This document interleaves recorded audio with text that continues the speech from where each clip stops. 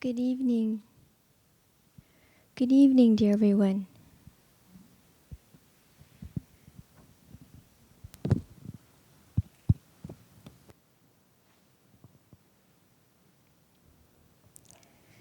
Welcome everyone to Deer Park Monastery.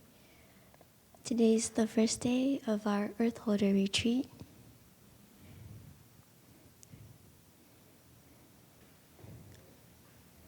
And we are here at Deer Park Monastery, Escondido, California. My name is Sister Nghiem, and it means adornment with bright-mindedness. But because it's rather long, I tend to go by Sister Brightness for short. And I have an absolute fascination of trees, especially trees where you have to look up in awe, even if your neck starts to hurt a little bit. And next to me,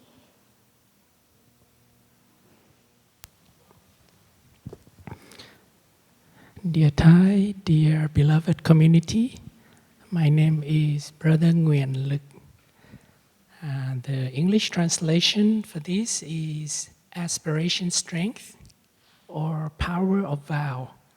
So you may call me Brother Nguyen, Brother Aspiration, or Brother Pow Vow, if you like.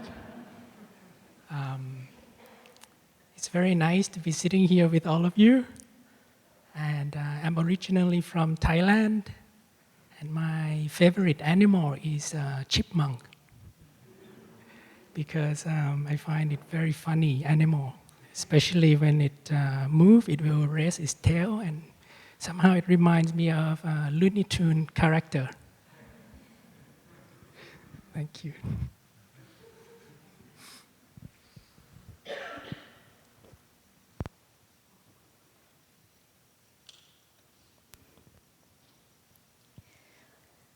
so dear friends,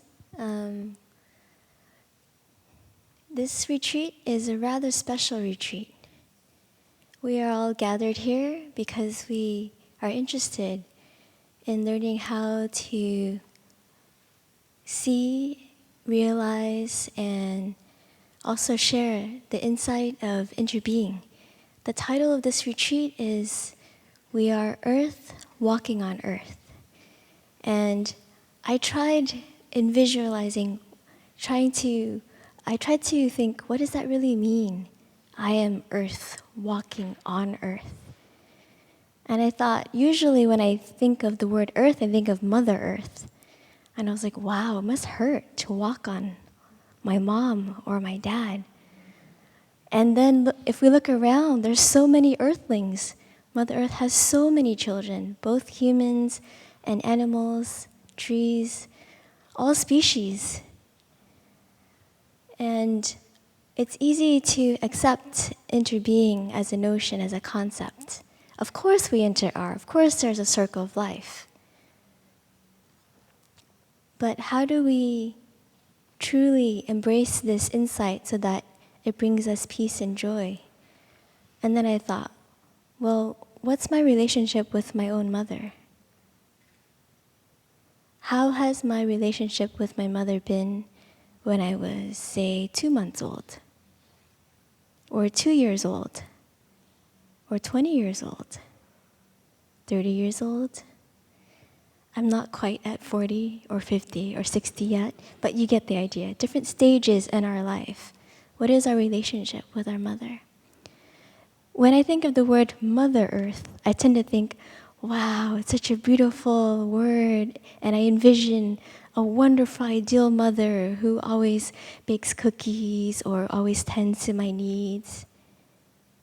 But a lot of times in reality, maybe our relationship with our mother isn't that kind of idealistic, ideal mother relationship that we have. Does anybody ever think of Mother Earth in the terms of stepmother or mother-in-law? And even so, why do we or why don't we veer towards these notions? a mother-in-law is noticed, like for the what we immediately think of as unpleasant, as always demanding, always being manipulative or yelling or never satisfied. Or maybe our relationship with our mother or with our father greatly determines our relationship with ourselves as well. If we say that we don't have a wonderful relationship with our mother, we don't know how to receive love, we don't know how to offer love, we will always seek for that. And if we say that, well, I am earth, and we accept that Mother Earth is beautiful, has many nourishing qualities, but if we neglect that in ourselves and we are self-destructive, we neglect our health, we abuse our health, our well-being, because we don't see anything wonderful in ourselves. Even if somebody says, "You are wonderful, you are beautiful," you say, "No, you're bluffing," or "No, you're just being nice." But we don't see that we have that connection. And so I thought, wow, okay, so I need to come back and see that, yes, when I think of Earth as a parent, whether it's mother or father or elder sibling or a kind of parental figure, I think, okay, well, if I don't know how to love myself yet, can I learn and allow others to love me unconditionally? And Tai, our teacher, is a professional at that. He will offer unconditional love to all his children. Sometimes he'll give you tough love, and sometimes he'll give you super, super sweet love and affection. And that in turn nourishes all of us. So I invite us to re-examine our relationship with our own mother, our own father, and then also our relationship with Earth as our parent, and also as our future. And in order to do this, each breath, each step that we enjoy in this retreat here, it's like we're all pulling in the handful of soil, the handful of love, of healing. And before we continue, I'd like to invite everyone to come back to your center and to close your eyes for half a minute and let us listen to the reason why we feel compelled to come here. And let's just sit and listen and hold this.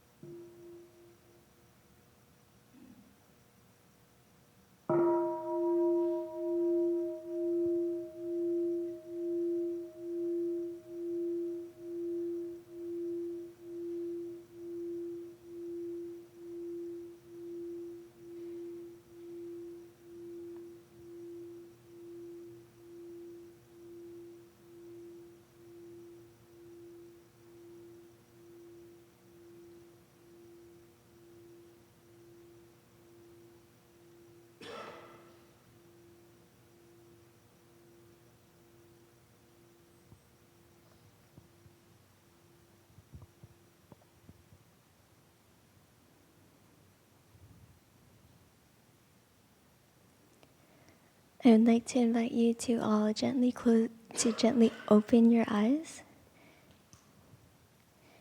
And now I will mention the M word.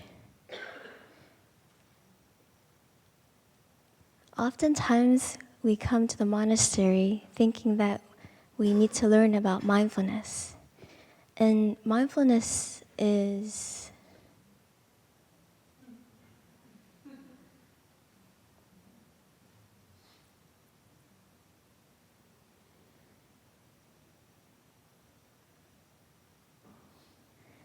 it's more than just a buzzword. It's more than just a trend. Actually, originally it's called right mindfulness. And right mindfulness helps us to remember, to see. What was your initial reaction when the lights were turned out? Did any of you think, oh, the electricity got cut? Or what went wrong? Or, oh, it's not that dark, we still have light behind us. We may think we know what right mindfulness is, but actually it's beyond a notion. If it was completely pitch dark, and if I were to walk around, I may bump into someone of you. And in the same way, when we don't turn on the lights and we walk in the dark, we may encounter maybe something unpleasant, whether it's anger or anxiety or fear or hurt feelings. But when we turn on the light, then we can see. And if I do notice a bruise here or a scratch there, then I'll know, oh, because I bumped into the table. Instead of me yelling at the table, I just turn on the light and I see and I can avoid it. And in the same way, right mindfulness helps us to see so that we can understand. And when we understand, then we can offer unconditional love. And we always start with ourselves first. Behind me, on the stained glass, there's a combo of 3 words.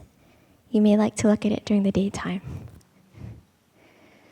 But the general 3 words that are up there, the meaning of it is right mindfulness, right concentration, and right insight. And you may think, but I thought mindfulness was a kind of awareness where it's non-judgmental. Why is there the word right? And does it mean there's a wrong mindfulness?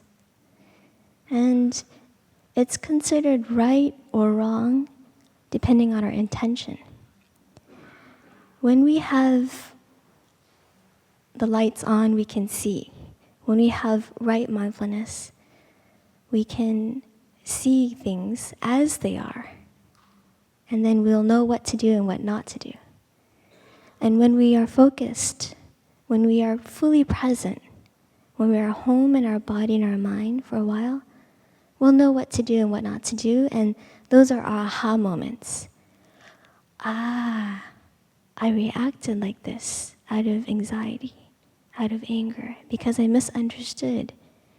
This person's rage is actually just their insecurity beneath. Ah, this is greed underneath.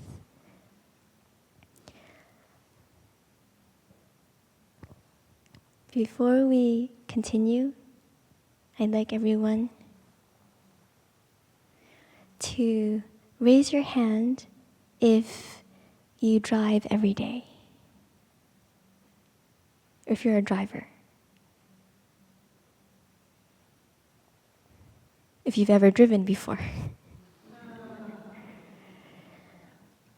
Now let me ask you, when we have the rear view mirror and the side view mirrors, are they the same or are they different? How many of you think they're the same? How many of you think they're different?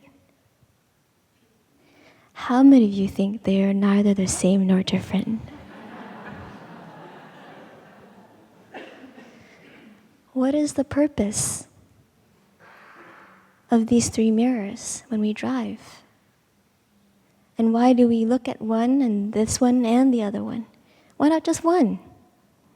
Because we have blind spots and we may cause accidents. We may bump into others or others may bump into us. So in the same way, right mindfulness, right concentration, and right insight, they're a combo that offers us a way of life. And they guide us in concrete understanding and unconditional love. And I'll invite my brother to continue to introduce to us how we apply this in our monastery.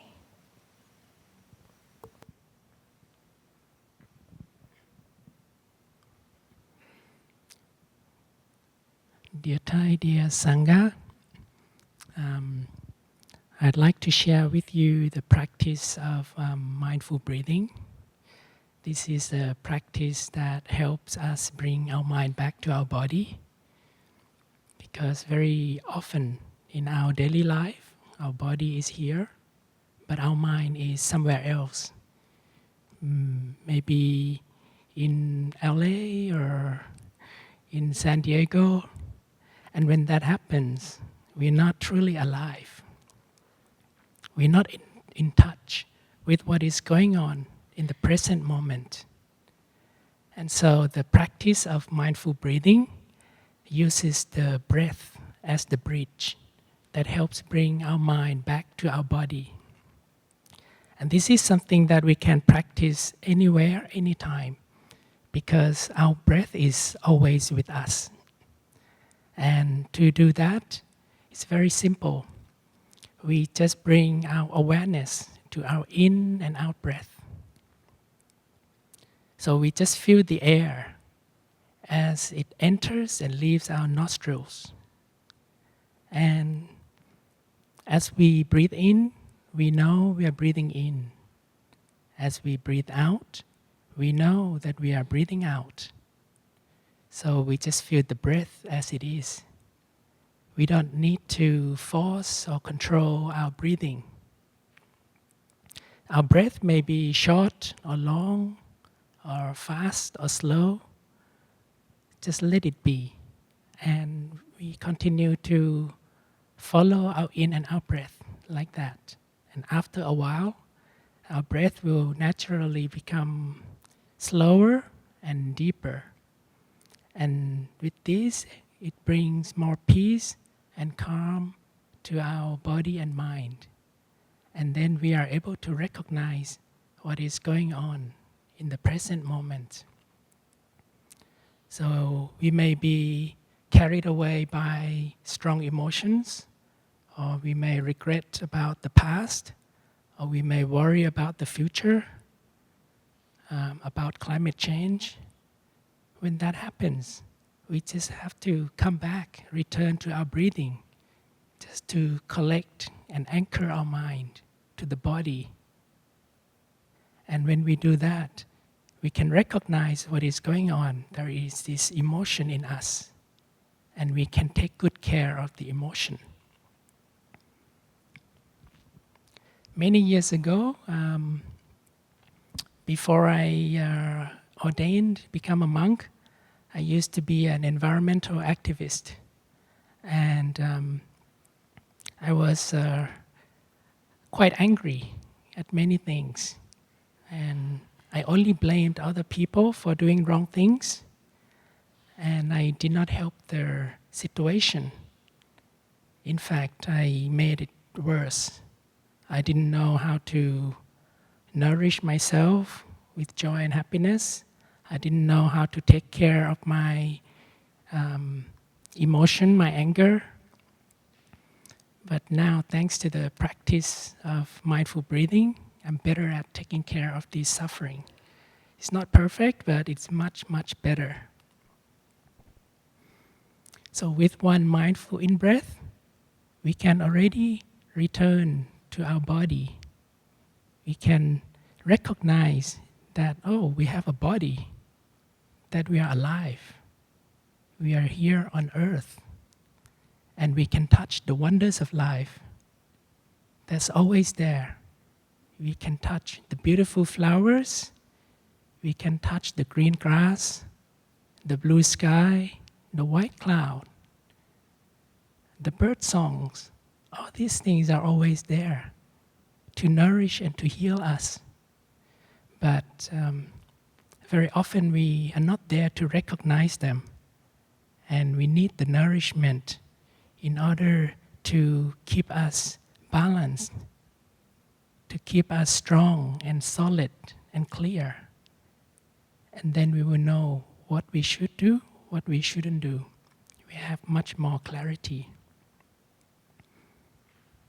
But very often we tend to forget, and that's why here at the monastery we have a bell of mindfulness to help remind us, for us to return back to our breathing, to our home, to our true home. The bell of mindfulness, we have several kinds of bells at the monastery. Whenever we hear the sound of the bell, we stop everything. We stop talking, we stop eating, we stop working, and we even stop thinking. We drop everything, and then we come back to our in and out breath. We follow our in and out breath at least 3 times. At least 3 times. And then after that, we can continue to do whatever we were doing, but now with more awareness, with full awareness. So we can also smile, we can also relax our body when we listen to the bell. And we just allow the bell, the sound of the bell, to penetrate us completely, so that our mind become more calm, more peaceful. And this peaceful energy also penetrate the cosmos, because this is part of the collective consciousness. So I would like to invite you to practice listening to the bell together.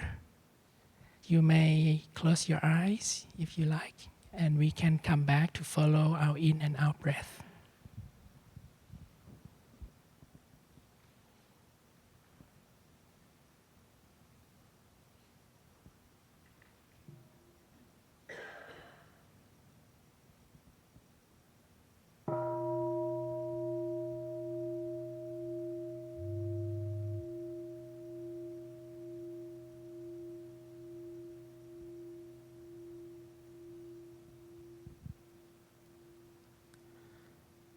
Breathing in, I know I am breathing in.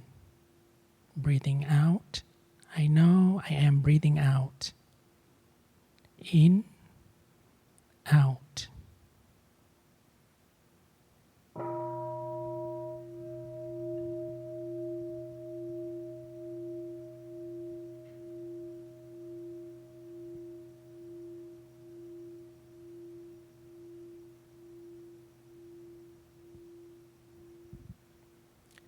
Breathing in, I am aware of my whole body.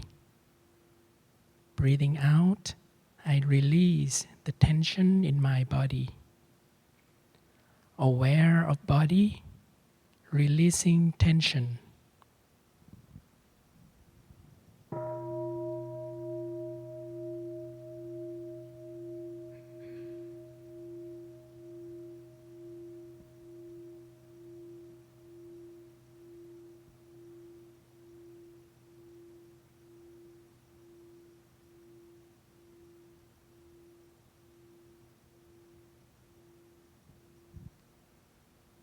Breathing in, I see Mother Earth in my body.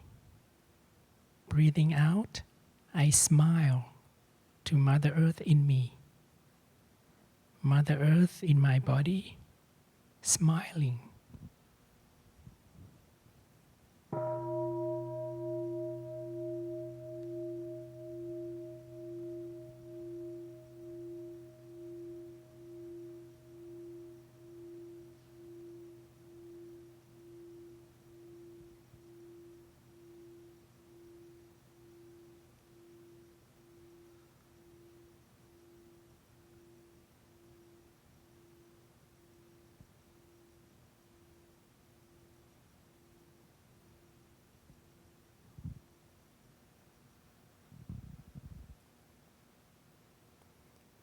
So you may open your eyes. With just one mindful in-breath, we can already return to our body and recognize that perhaps there is tension in our body.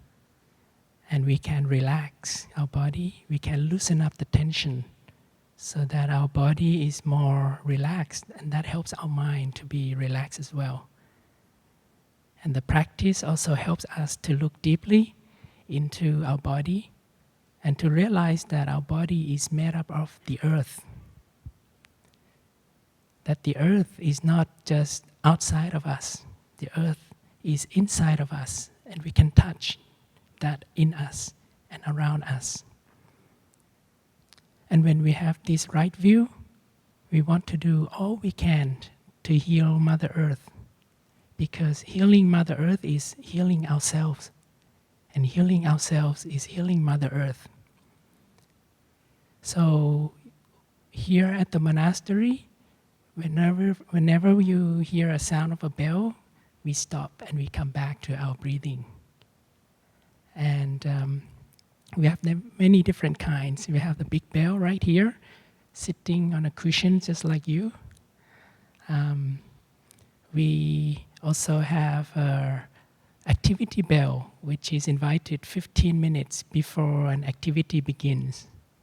And we also have the clock chiming in the dining hall every 15 minutes. And we also have the great bell, which is in front of this meditation hall. And this great bell is invited 2 times a day, one in the morning and in the evening. But it goes for about 20 to 30 minutes. And you don't have to stop for that long. You just for the first 3 sounds is okay. So, and we say, we invite the bell to sound. We don't say we hit the bell or we strike the bell to sound, because it's our bell, the bell is our friend, somebody who loves us very much, calling us back to our home, our body. So we invite the bell to sound. And you can also use any sound you like as the bell of mindfulness. You may use the sound of a phone ringing, or maybe outside you may use the ambulance siren, police siren, or you may use here in Deer Park Monastery, I like to use either the bird songs, or sometimes you get to hear coyote. A group of them will make some noise, yelping or howling. So you can use any sound as the bell of mindfulness to remind us to come back to our body.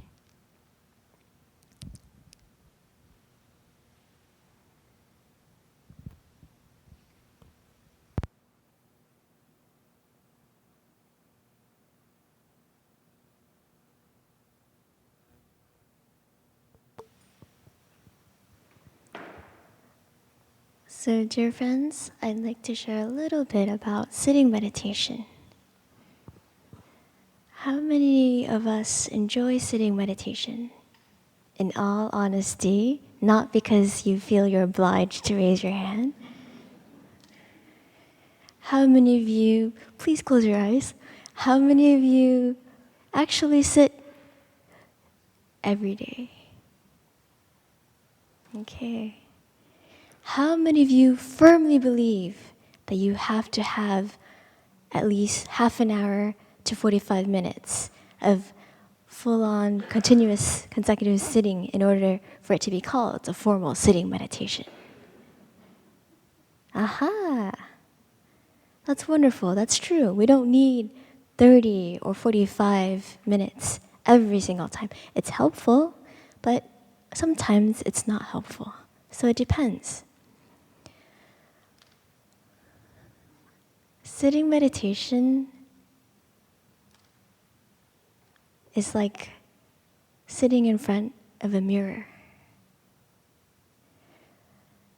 We may look into the mirror and say, well, today I have a bad hair day. Or we may think, no, I don't have anything. No, I don't have any smudges. No, I'm good. And we can be in denial and we don't want to really look. Or sometimes maybe the mirror is a bit foggy, and so we can't really see. And then sometimes we don't use the mirror to look at ourselves. Sometimes we turn the mirror around and say, look, you, look here, you. And we point fingers to others. And And for sitting meditation, sometimes when we're not very accustomed, when we consider ourselves as new to sitting meditation, we often encounter two friends. Our first friend's name is drowsiness. We may think, oh, breathing in, I calm my body and mind. Breathing out, I relax my body. Breathing in, I'm aware of my breath. Breathing out. Bong. Wow, the bell's invited already. Yes, breakfast time. Or sometimes we may encounter our second friend, our monkey mind. We sit down. This cushion is so uncomfortable. It's too high, or it's too low, or why is that person next to me so late? Or I think I should have sat on a chair. Well, actually, last time I sat on a chair, it was also uncomfortable too. It was so squeaky, and then it's why are these chairs so small and then oh yeah, and then welcome to my monkey mind. Our monkey mind is when we have one thought, and then we latch onto another thought, and then another thought, and another thought. And then sometimes our monkey mind meets up with our sleepiness, our drowsiness. We may have one thought, two thoughts, three thoughts, and then becomes a story, and then it becomes a bedtime story, and then we enjoy what we believe to be deep samadhi, but actually we're just sleeping. And that's also okay. Our bodies are intelligent. They know the monastery is a safe place to rest, to sleep, to catch up on our sleep. And so we know somebody will take care of cooking, somebody will take care of cleaning, no one will bother you with bills, I hope, or other projects that you have at home, all your problems at home in the real world outside the monastery. The monastery is a real world, mind you. More real than virtual reality in many sites online. So, sorry, I'm biased and I really love my monastery. But when we meet these two friends, we don't have to say, hey, no, this is my sitting meditation time, go away, you're not wanted. We can just recognize, I'm becoming sleepy, okay? Or, now, monkey mind, thinking one thought, second thought, third thought. Monkey mind, hello, monkey mind, let's sit down. And then if it goes off again, I cut you, come back here. If you're sleepy, I'm becoming sleepy. Okay, let's sit up a little bit more straight. Let's see. Is my left hand and my right hand on top of each other like this? Because when our thumbs touch, sometimes when it's easy for us to remember, okay, I'm awake. And then when they slowly like this, and you go, okay, go back. So that can also be helpful. Or sometimes adjusting our object of awareness. We may start with the in-breath and out-breath, or we may start with the entire body. Breathing in, I allow awareness to envelop my entire body from head to toe. Or we may toggle back and forth to whatever we find is most appropriate for us at that time. Whether it's awareness of a pain or a discomfort in our shoulders, maybe in our abdomen, and we send love to that particular area of pain or discomfort. So we can nourish ourselves with this kind of joy of mindfulness, of awareness when we're doing sitting. And then slowly we can, once we are able to get used to our sustained awareness of our breath, our body, then it's easier to then become aware of and keep a sustained awareness of less obvious things, more subtle things in our minds, whether it's our deep resentment, whether it's a deep injustice we feel, whether it's I want to fix my mom, I want to fix my dad, I want to fix this world, my coworkers, everybody. All of those things we can recognize, but we always have to come back and take care of our body first, and then our mind, and then naturally everything else will fall into place. Especially when we join forces. It's easy to practice meditation at home, so to say. But when we join together in a collective group, sitting meditation becomes very powerful, very healing, very nourishing. So sometimes we sit with this mirror and we recognize the wholesome and healing elements inside of us and all around us. And then when we fortify ourselves with these nourishing elements, then that can help us to have courage, to have enough understanding, to embrace the less pleasant elements we need to look at. And we just need to look and see what is. If I have a smudge on my face and I look in the mirror, I can just say, I have a smudge on my face. Okay, I can rinse it or wipe it away. Instead of saying, I have a smudge on my face, I'm not perfect, I'm not lovable, I can't. So instead of tacking on all of those other notions, we can just look. I have a smudge. Oh, it's probably because I was painting earlier. Or, oh, I have some toothpaste foam because I was brushing my teeth earlier. So we sit still, and then suffering arises. And sometimes we can't hold it because this is too much, this is too much. It's easier to just suppress it. But actually, when we sit together as a collective energy, we can also entrust this to the Sangha, to the whole community. Dear community, this is a lot. And then we allow ourselves to be embraced by the entire community. And the entire community is like the energy of friends, of a big hug.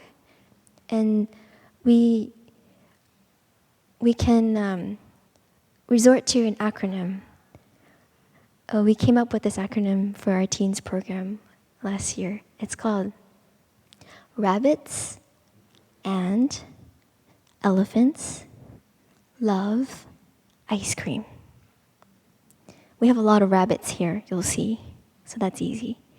Rabbits, the R in rabbits stands for recognize.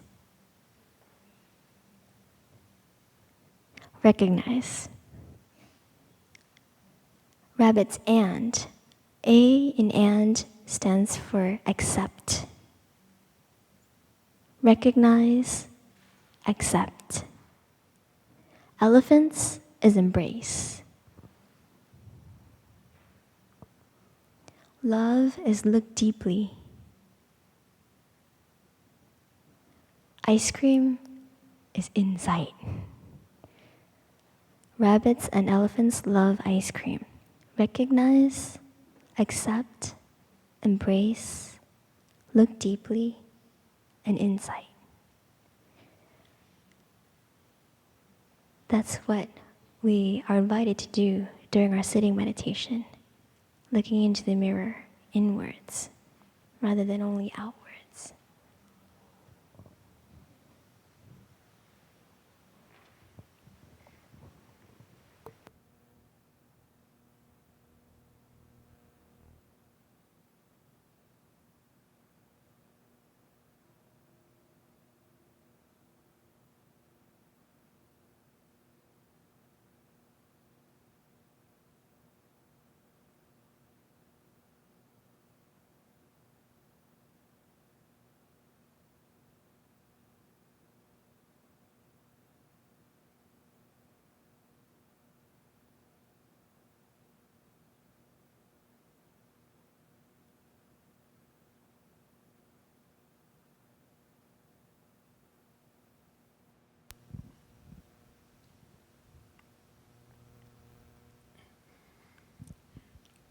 So, dear friends, now I would like to share with you another practice. It's a practice called mindful walking. This is another practice that helps bring our mind back to our body. We walk all the time, but it's more like running. Our body is here, but our mind is already at the destination, or maybe thinking about something else, worrying about our projects, this and that. And when we walk like that, we're not really walking with our feet. We are walking with our head. And so let us train ourselves to really walk with our feet. To do that, we bring our awareness down to the sole of our feet. As the feet make contact with the ground, and we feel the earth underneath our feet, and we are aware that we are walking, that we are alive on this planet Earth. We walk just for the sake of walking, just to enjoy walking, not to try to arrive anywhere. But like our teacher says, we walk as if we kiss Mother Earth with our feet gently. And when we walk like that, that brings more peace and calm to our body and mind. And it is very healing for ourselves and for the earth. I wonder how many of you here have ever hurt your legs or feet and that you are not able to walk normally? Yes, me too. Last year I had an accident and I had to use clutches for a couple of weeks. And I really longed to be able to walk normally again. And when I recovered, when I was able to walk again, I enjoy walking so much. So let us walk in such a way that we celebrate having good legs. There are some of us who are not able to walk normally like us. Our teacher now, he's in a wheelchair. He loves the practice of walking meditation very much. So we can walk for him, and we can walk for our loved ones as well, who is not able to walk. So maybe I will demonstrate in a moment how we practice walking meditation. We can also harmonize our breathing with our steps.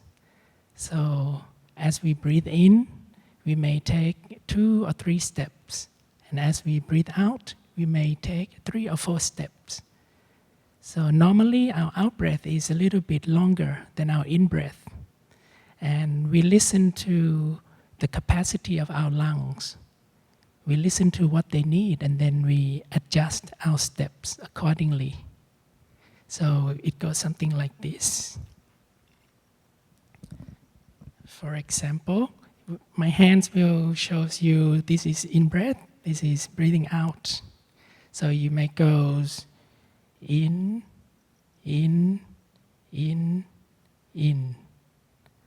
Out, out, out, out.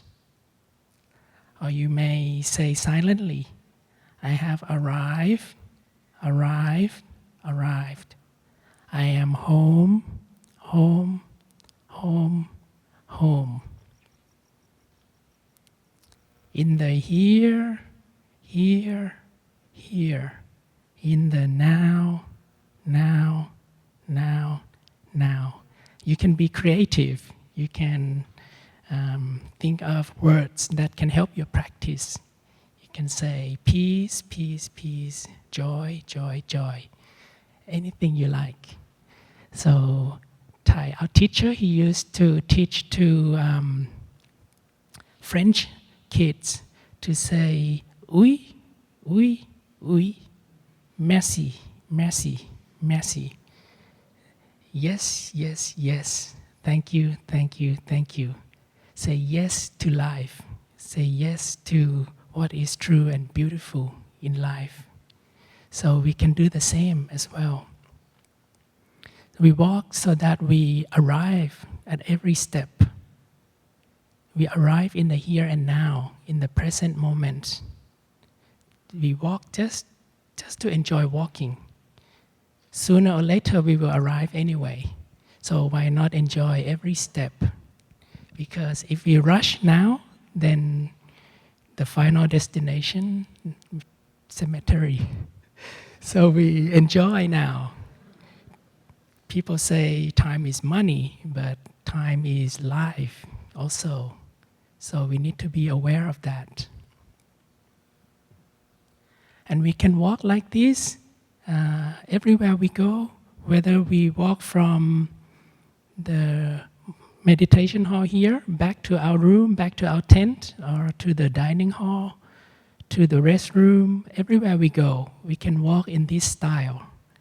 And when we see our friends walk mindfully, that is also a bell of mindfulness for us to do the same. In our monastery, in this retreat, we will have a chance to practice walking meditation together as a community. Just now you practice together already from the circle garden coming here. And when we practice together as a community, we can benefit a lot from the collective energy that is generated by each and every one of us. We generate energy of peace, energy of mindfulness. We can really benefit from that. And we walk, we flow as a river. So we don't try to walk too fast or too slow. Especially if the path is narrow, if you walk too slow, you will create traffic jams. And you don't want that to happen. So when we walk, we can feel the connection between us and the earth. And we can touch the insight that the earth is actually in us. The earth is not just the environment outside of us. We are the earth, and we walk on earth. Sometimes when I am overwhelmed by strong emotions, and I find it very difficult to embrace it, I like to go for a walk in nature. We are very fortunate here at Deer Park Monastery to have beautiful nature surrounding us. So I like to walk and just allow myself, allow my emotions to be embraced by Mother Earth, Mother Nature. And she is very embracing, very healing. I can feel her underneath my feet. I can feel her solidity. I can be more grounded, and that helps me to be more stable. After walking like that, after a while, I can restore my peace, my balance. So if you have a chance, I would like to invite you to do the same, just to go for a walk, just to enjoy. And sometimes I like to walk barefoot on the ground so that I can really feel the texture of the ground, I can really feel the temperature, and I feel more connected to the earth. And it also helps me to slow down, because if I walk too fast, my feet hurt.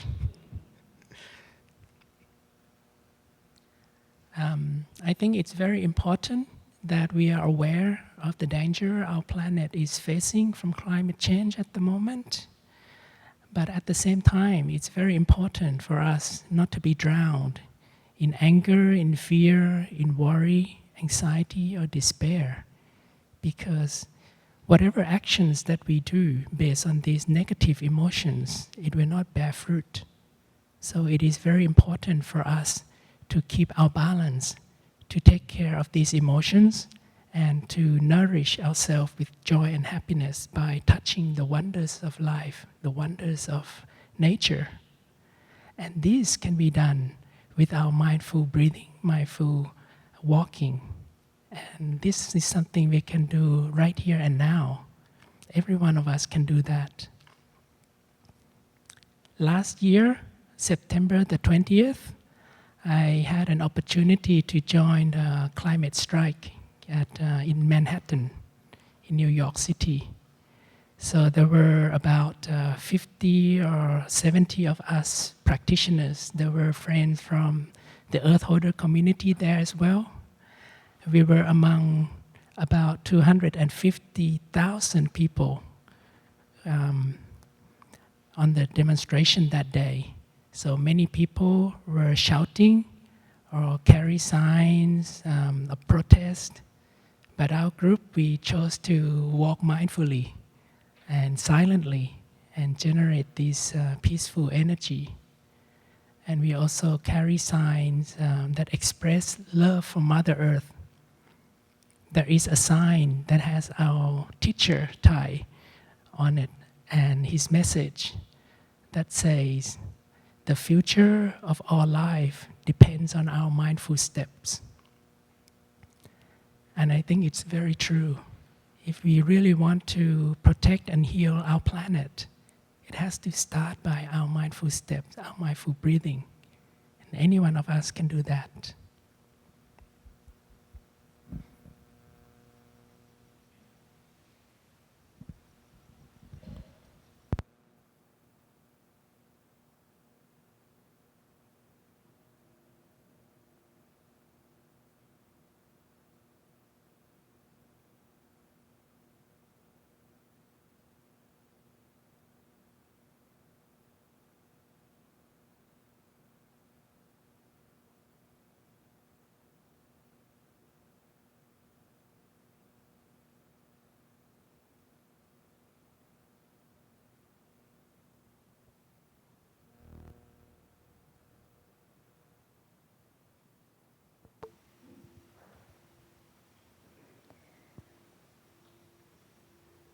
I would like to ask, how many of you experience more joy and happiness when you have a meal at Deer Park Monastery?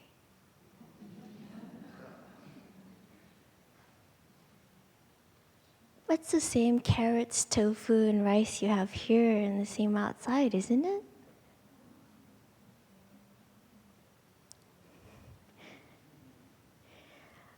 Whenever I would hear friends say, "Oh, the food here is so good," I'm like, what's so good about it? That's normal. And then I had to go away for a long trip, and I was like, oh, I miss the food at Deer Park. And then I questioned why. And I was like, is it because we don't use ultra-processed foods? Is it because we don't use frozen foods? And I was like, oh, our monastics cook here at our monastery. We haven't had to resort to catering or having to find other chefs. We are the chefs. And then I thought, oh yeah, it's a part of our training to view our kitchen just like we would in the same kind of reverence and uphold awareness of mindfulness, just like in the meditation hall. And we are also taught that if you are angry, you should not cook. Because if you're angry, your anger will leak into the food, and the community will be your victims. And it's true, we have had sisters who have had cramps and stomach aches. And then when we trace it back, we're like, this isn't just regular food poisoning. This is actually anger that has been seeped into the food because of arguments in the kitchen by the chefs. So it's very important to see that when we eat our food in the monastery, it's not just a one-way street where we just ingest only. We give and we offer and we accept, and it's a mutual practice. So when we accept this unconditional love that's been infused in the food, we ingest it, and then we also, in turn, offer that back to everybody we're around. And I remember our teacher once reminded us, eating meditation starts long before we sit at the table facing our plate of food. He said that it starts with standing meditation. We have to practice the 5 contemplations when we're already in line.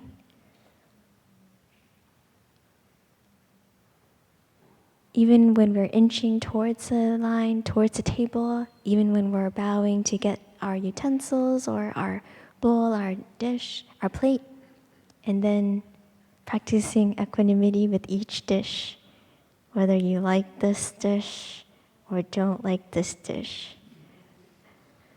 Whether you think, well, I want 2 scoops of tofu. You look around, that's a long line. Okay, maybe 1 scoop first.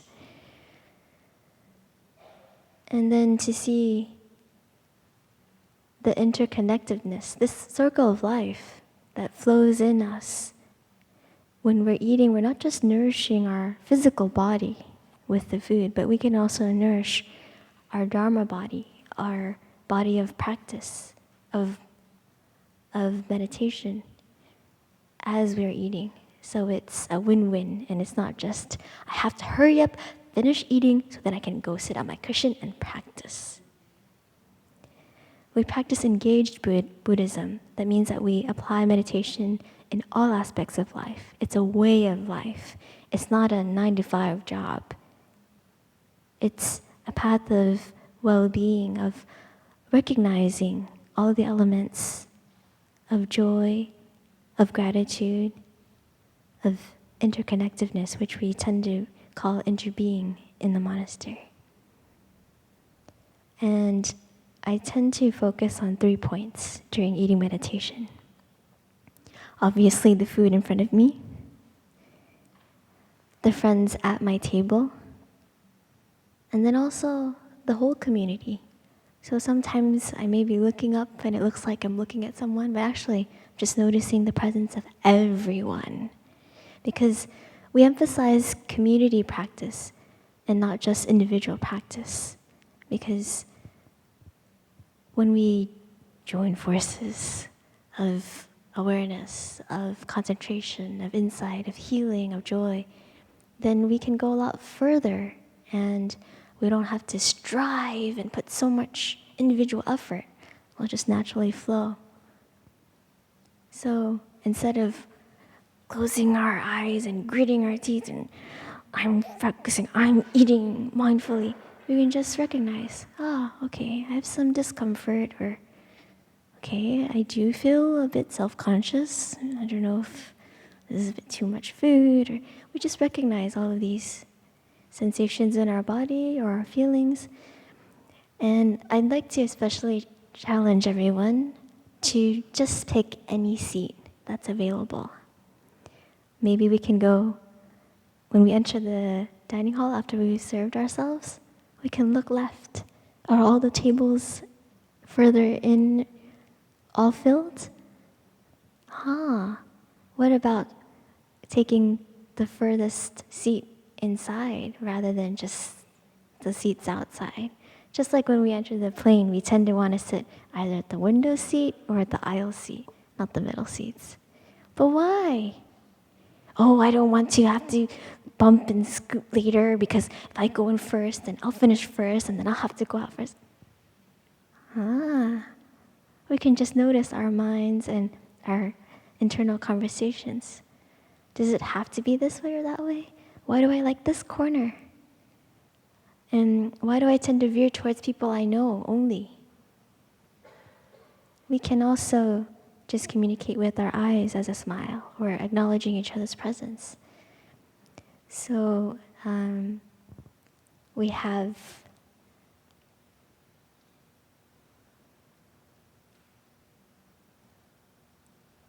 about 11 more official, formal eating meditation sessions together. And I invite everyone to try enjoying your meal as if this would be the last breakfast, or the last lunch, or the last supper. This is a wonderful piece of tofu, wonderful piece of broccoli, interbeing at its finest.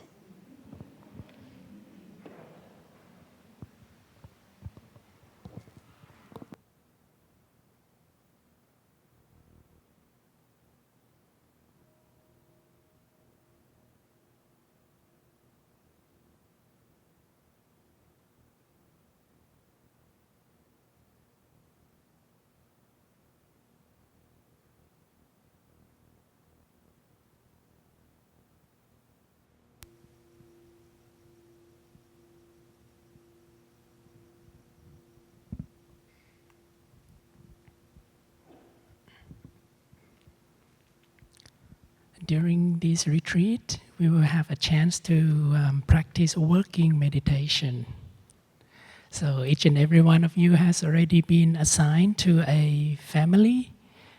We call a Dharma family. And each family is also assigned a task to help with the daily operation of the retreat. It may be something like chopping vegetables, or cleaning the restrooms, or setting up meditation hall, etc.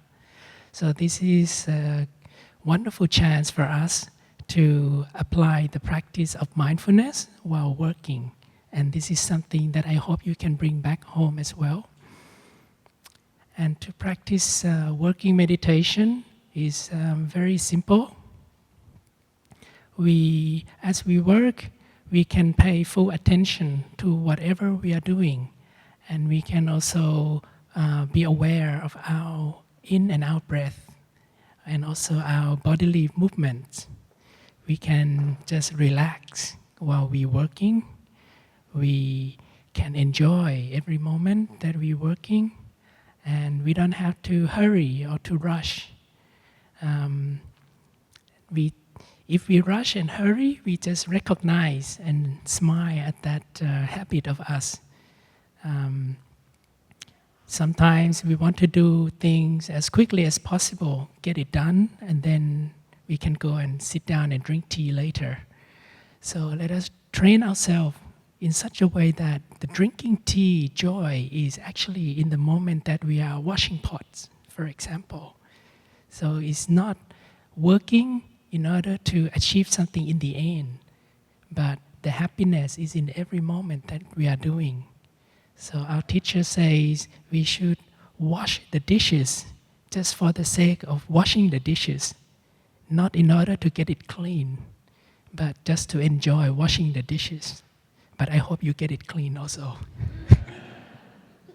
We don't want dirty dishes. I remember when I was in Plum Village, France, at the end of 1 week retreat, we had one retreatant who reported to us that he used to be in military, and he had to clean the restroom, and that is a kind of punishment. But somehow when he came to Plum Village, he don't know why he enjoyed cleaning restrooms so much. He applied the practice of working meditation. So I hope we all can practice in that same spirit as well. And sometimes when we need to do things fast, we can do it fast, mindfully, but not hurrying or rushing. These are two different things. Mindfulness is not always slow, but as beginners, it's always easier for us to be slow. I find this working meditation sometimes can be very challenging for me, and something I'm still practicing with as well, especially when we work with other people who have different ways of doing things.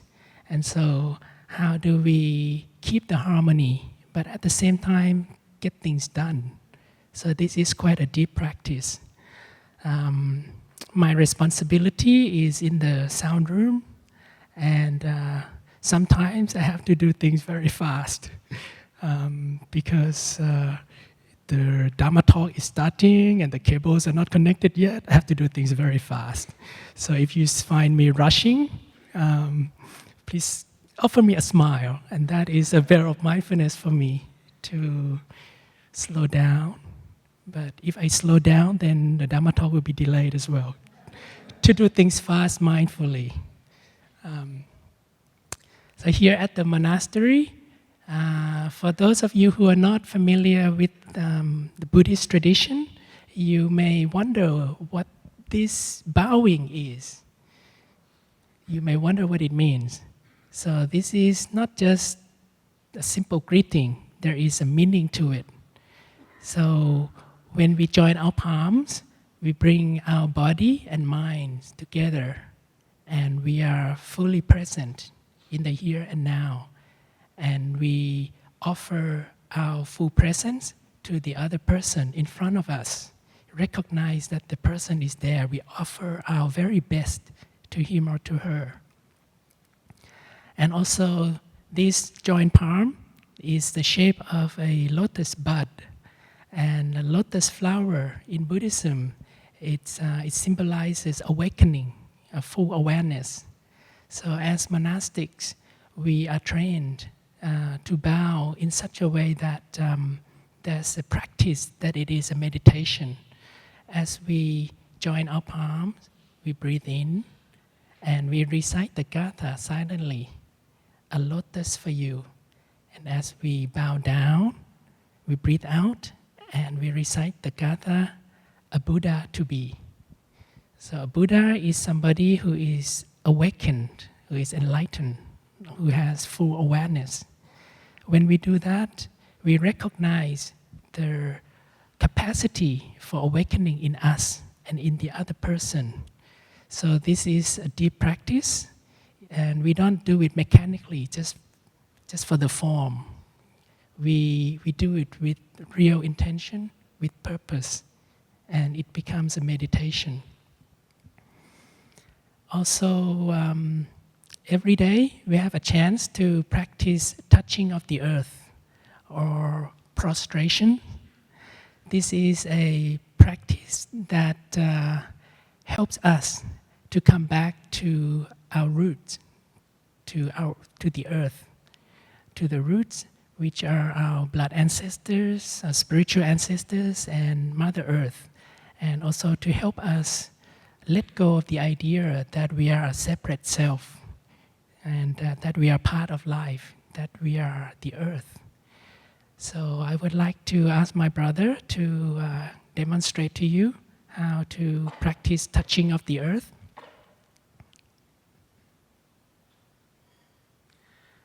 So first we join our palms at the chest level, and then as we raise our palms, we breathe in, we raise our palm to the forehead, and then we breathe out as we lower down the palms to the chest level and separate the hands and lower down. Then we touch the earth with our foreheads, our forearms, our knees, and our toes. And we open the palms upwards, so to express our openness to the three jewels, the Buddha, the Dharma, and the Sangha. The Dharma is the teaching of the Buddha, the Sangha is a harmonious community. And then after that we can rise up, aware that we are rising up, and then we join our palm, and then we bow one more time, just like that. So thank you, brother. So this is a practice that is we don't do it just mechanically or in a devotional way. As we touch the earth, we can take refuge in the earth. We allow ourselves to be embraced by the earth. And we can also breathe in all the strengths and all the virtues of Mother Earth, her stability, her endurance, her non-discrimination. We breathe in all these wonderful qualities in us, and we breathe out our suffering, our fear, our anger, our grief, our despair. We breathe out, and we allow Mother Earth to help transform these negativities for us. As we know that whatever dirt we pour on earth, Mother Earth will turn them into beautiful flowers. And likewise, these negativities, Mother Earth can help transform them into flowers of understanding and compassion. And so we have the chance to practice touching the earth silently and also with text during this retreat to help us contemplate while we practice touching the earth.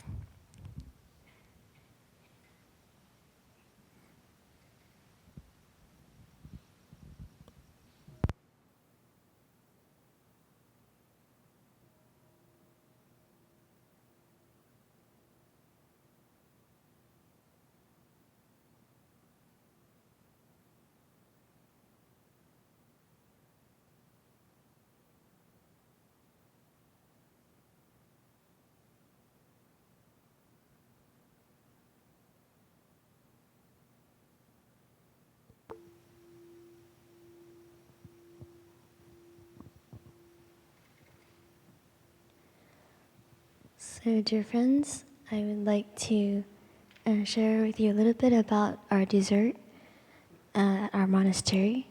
It is served from the last activity of the night, and it lasts all the way until the next morning after we wash dishes. It's also known as noble silence. And in the beginning, I didn't really think much about noble silence. I was like, yeah, okay, silence. And then I realized, wow, this is such a restorative kind of silence. It's not an oppressive silence where you can't talk. If you talk, I will judge you. Or, no, I'm a special case. I have work. But a kind of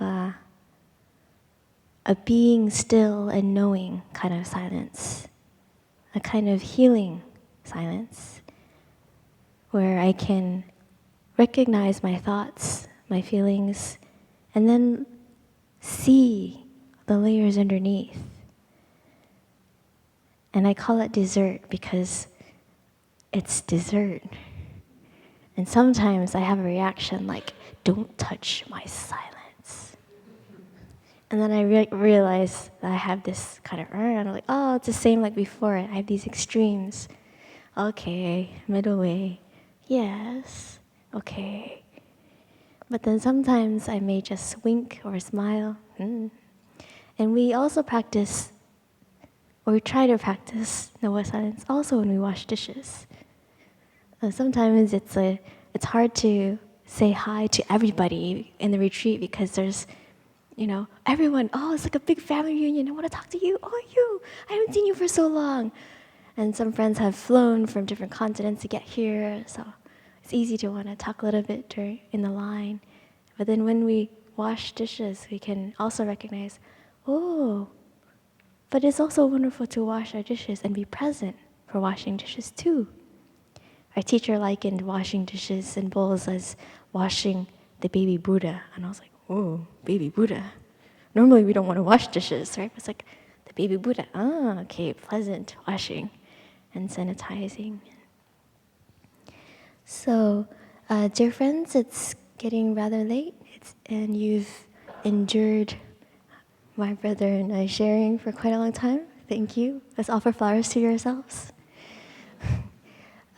Each one of these Dharma doors that we've shared about, it's like a music note. And when we combine different notes, we may have different chords. So I invite all of us to look at where we are at and to decide what kind of song would I like to compose? What kind of song would I like to offer? A song of no fear, non-fear, of genuine joy, of gratitude, of interbeing, of being less judgmental, and more understanding.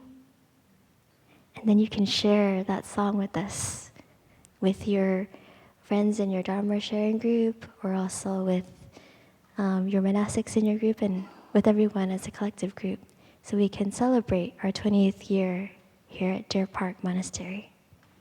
Thank you, everyone.